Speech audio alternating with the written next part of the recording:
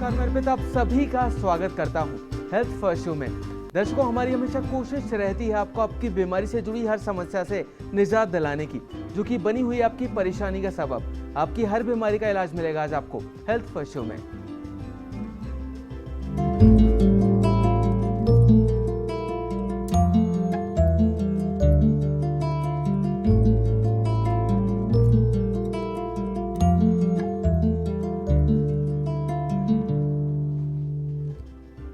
दर्शकों, आज हम चर्चा करेंगे लेप्रोसी यानी कि कुष्ठ रोग पर। कुष्ठ रोग एक भयंकर बीमारी है, लेकिन लोगों में इसकी सही जानकारी ना होने से रोगी कभी सही नहीं हो पाता। क्या लक्षण होते हैं इस बीमारी के, क्या इलाज किया जा सकता है और कैसे त्वचा की दूसरी बीमारियों से अलग होता है कुष्ठ रोग, इन सब पर चर्चा करने के लिए आज हमारे साथ हमारे स्टूडियो में मौजूद हैं डॉक्टर दीपक माथुर जी, जो कि त्वचा रोग विशेषज्ञ हैं। डॉक्टर साहब, आपका बहुत बहुत स्वागत है हमारे शो में। नमस्ते।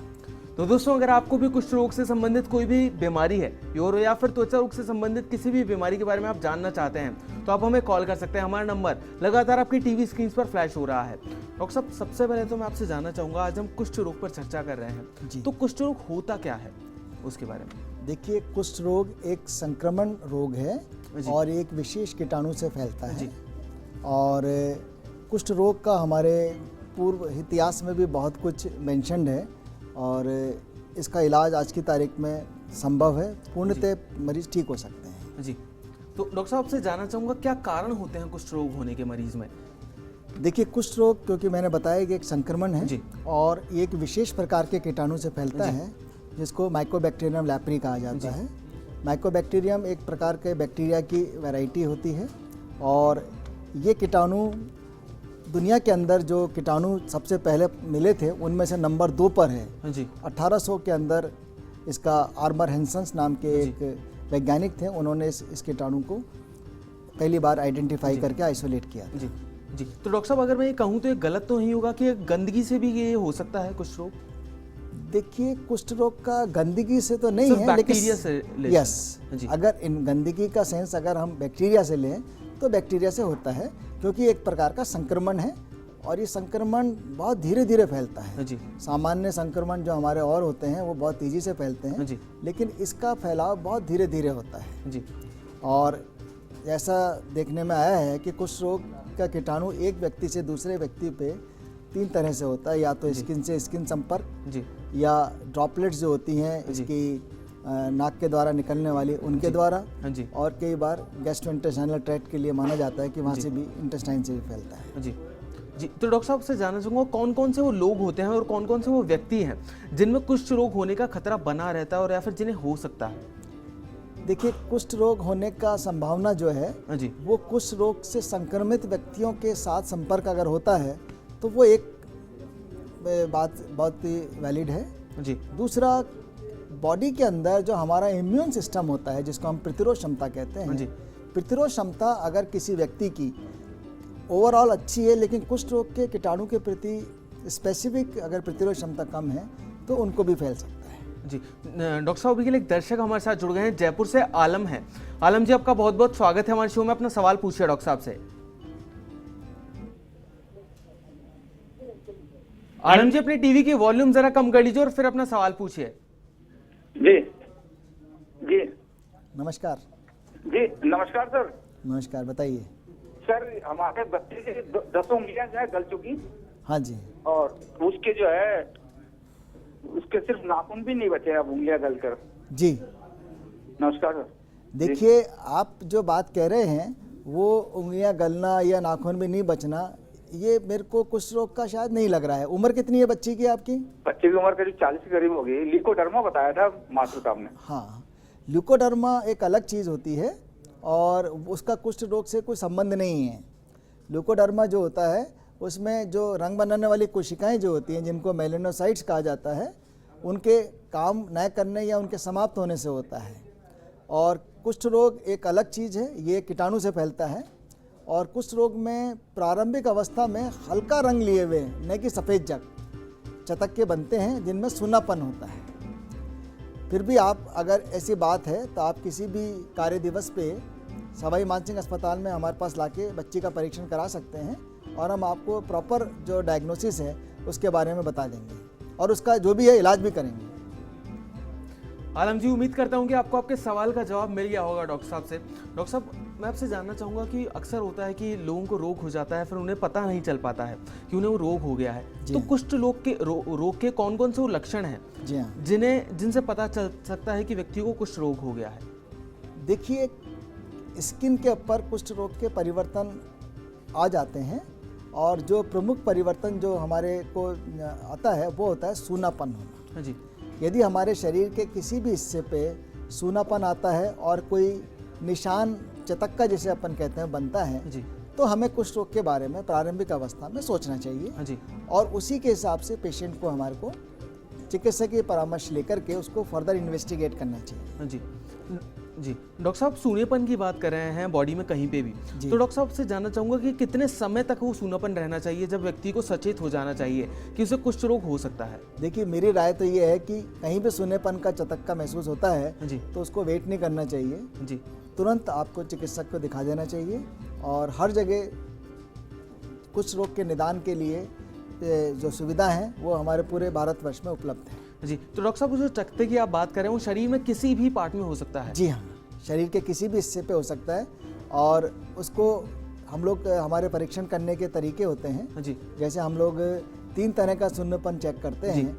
एक तो हम देखते हैं चुभने का, हाँ जी। दूसरा टेम्परेचर का, जी। और तीसरा हम लोग फाइन टच का और वाइब्रेशन का। जी। तो ये हमारे 3-4 तरह के सुन्नेपन के टेस्टिंग होते हैं, जी। उनसे हम पूरी तरह से क्लिनिकली डायग्नोज कर लेते हैं। जी। फिर उसके पश्चात हम लोग स्लिट स्मीयर है या बायोप्सी है, जी। उनको भी करते हैं, क्योंकि हमारे यहाँ पर एसएमएस में ये सारी सुविधाएं बहुत अच्छी तरह से उपलब्ध हैं। जी। तो हम पक्का डायग्नोसिस उससे कर लेते हैं। जी, तो डॉक्टर साहब, ये तो आपने बताया कि किस तरह आदमी देख सकता है, पता जिससे पता चल सके बहुत आसानी से जी। कि किस व्यक्ति को कुष्ठ रोग है और किसे नहीं है। जी। तो अगर आप भी, कोई भी आपके मन में सवाल है कुष्ठ रोग से संबंधित, और या फिर जो डॉक्टर साहब ने अभी लक्षण बताए हैं वो लक्षण अगर आपको आप में दिखता है और आप उसकी क्वेरी चाहते हैं डॉक्टर साहब से, तो आप हमें कॉल कर सकते हैं। हमारा नंबर लगातार आपकी टीवी स्क्रीन पर फ्लैश हो रहा है। डॉक्टर साहब से जानना चाहूँगा कि कुष्ठ रोग का ट्रीटमेंट किस तरह किया जा सकता है? देखिए, कुष्ठ रोग के लिए 1982 में जी। विश्व स्वास्थ्य संगठन ने MDT नाम से एक ट्रीटमेंट का प्रोटोकॉल पूरे वर्ल्ड वाइड डिसाइड किया जी। है। और ट्रीटमेंट के हिसाब से कुष्ठ रोगियों की कुष्ठ रोग को 2 भागों में विभाजित कर रखा है। जी।